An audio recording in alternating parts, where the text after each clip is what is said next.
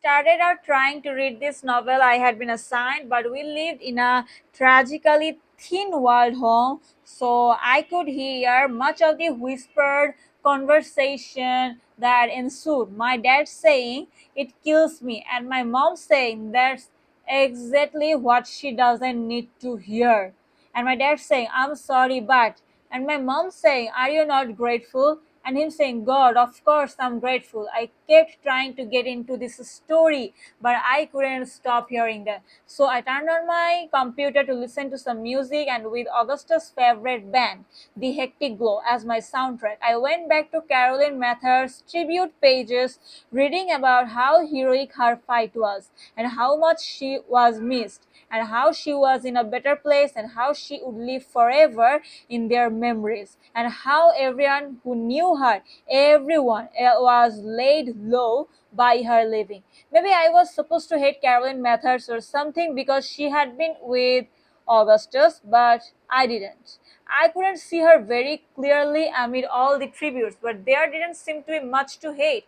She seemed to be mostly a professional sick person like me, which made me worry that when I died, they had have nothing to say about me except that I fought heroically, as if the only thing I had ever done was have cancer. Anyway, eventually I started reading Carolyn Mather's little notes, which were mostly actually written by her parents, because I guess her brain cancer was of the variety that makes you not you before it makes you not alive. So it was all like Caroline continues to have behavioral problems. She's struggling a lot with anger and frustration over not being able to speak. We are frustrated about these things too, of course, but we have more socially acceptable ways of dealing with our anger.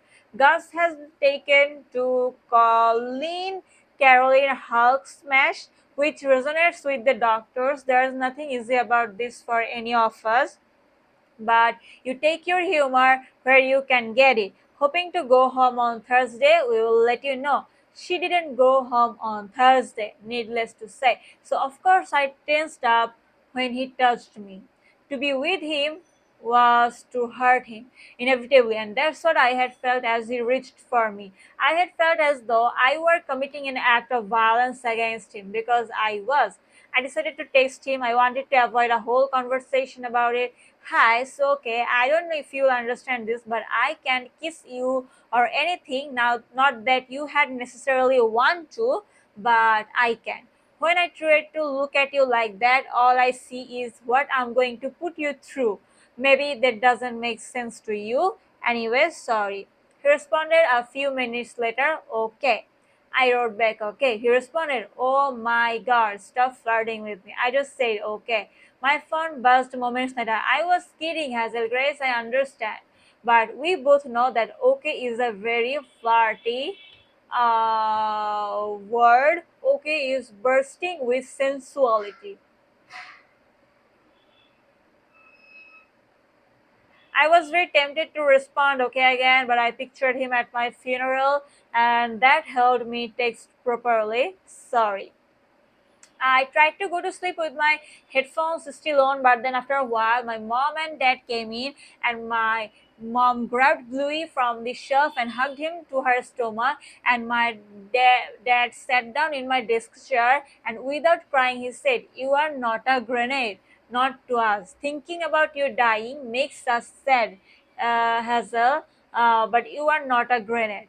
You are amazing. You can know, sweetie, because you have never had a baby, become a brilliant young writer with a side interest in horrible television shows. But the joy you bring to us is so much greater than the sadness we feel about your illness." "Okay," I said. "Really?" My dad said, "I wouldn't bullshit you about this. If you were more travel than you are Earth, we had just tossed you out on the streets. We are not sentimental uh, People murmured, deadpan. We had leave you at an orphanage with a note pinned to your pajamas. I laughed. You don't have to go to support group, Mom added. You don't have to do anything except go to school. She handed me the beer. I think Bluey can sleep on the shelf tonight. I said, let me remind you that I am more than 33 half years old. Keep him tonight, she said. Mom, I said. He's lonely, she said. Oh my god, Mom, I said. But I took stupid Bluey and kind of cuddled with him as I fell asleep. I still had one arm draped over Bluey. In fact, when I awoke just after 4 in the morning with apocalyptic pain fingering out from the unreachable center of my head. Chapter 7. I screamed to wake up my parents and they burst into the room, but there was nothing they could do to dim this supernovae exploding inside my brain, an endless chain of intracranial firecrackers that made me think that I was once and or for all going. And I told myself, as I have told myself before, that the body shuts down when the pain gets too bad and that consciousness is temporary, that this will pass. But just like always, I didn't slip away. I was left on the shore with the waves washing over me, unable to drown.